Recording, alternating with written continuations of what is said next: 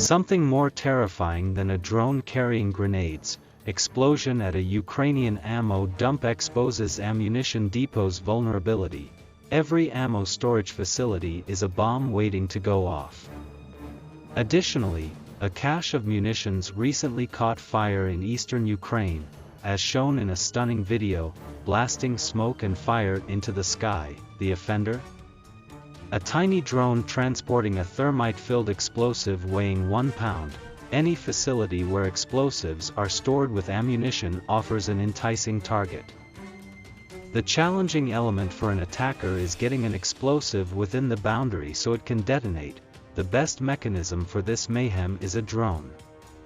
The biggest restriction on a drone, which is relatively cheap and disposable, is how much weight it can transport. In this case, the aerial vehicle seems to have transported a Russian-made ZMG-1 thermite grenade. Thermite hand grenades are light and potent. For example, the American military uses a thermite-based grenade similar to the ZMG-1. Describing the former, the U.S. Navy Small Arms and Special Warfare Ammunition Manual says, with imaginative use, the grenade can be an effective and versatile demolition tool.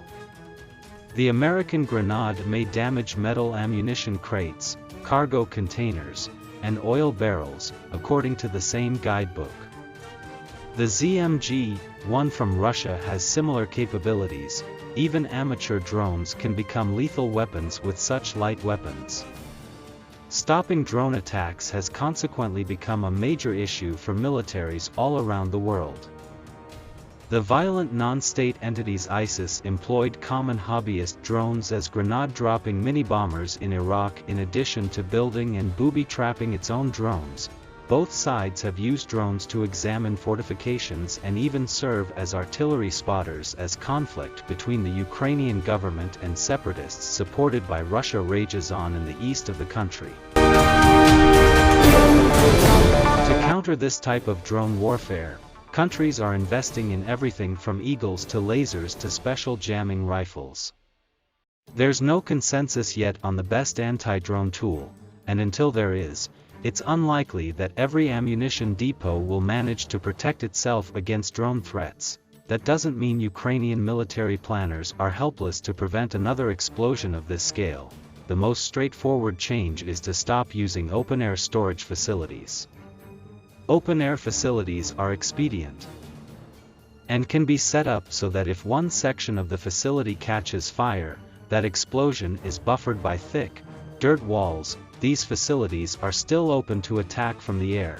There is another standard type of storage facility, earth-covered magazines, sometimes nicknamed igloo or yurt, where the explosives are stored within thick walls and a thick layer of protective dirt on top.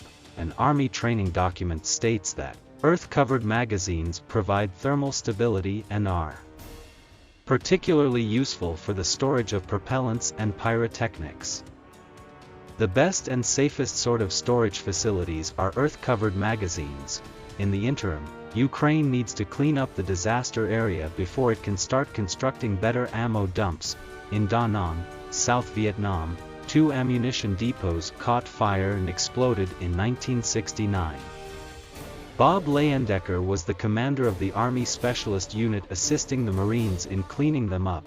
According to Leyendecker, for places this size, I would think that it was primarily open storage. That means one pad of ammunition stored in a square or rectangular area surrounded on 3 sides by dirt mounds. Detonations in the pads will throw red-hot fragments, possible burning ammunition and undetonated ammunition over the mounds into other areas.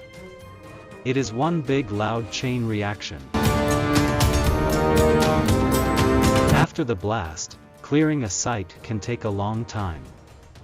Cleaning up the Da Nang sites took 6 months total, and this site in Ukraine trained professionals will need time and will need to clear a larger area than just the ammunition depot, as massive blasts scatter tire shredding fragments and potentially live ammunition across a vast area. This, in turn, will pull disposal professionals from wherever else they may be, and the work can't be rushed. Leyendecker recommends that people cleaning up the site only work 2 or 3 days at a time, and then take a day off to stay sharp for the entire cleanup process. According to Leyendecker, they will find that as one storage location detonated, it spewed live rounds and soil into other neighboring storage facilities. They will require ambulances and doctors standing by daily at both the clearance site and the demolition site. That implies that you must carefully dig through dirt, live ammo, and scrap metal in order to remove those areas.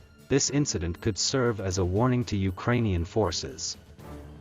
While they might still have trouble stopping drones, they can build their ammunition storage facilities better by using equipment like earth-covered magazines. The harm that a single drone may cause with a single grenade can be reduced with better infrastructure and safety procedures.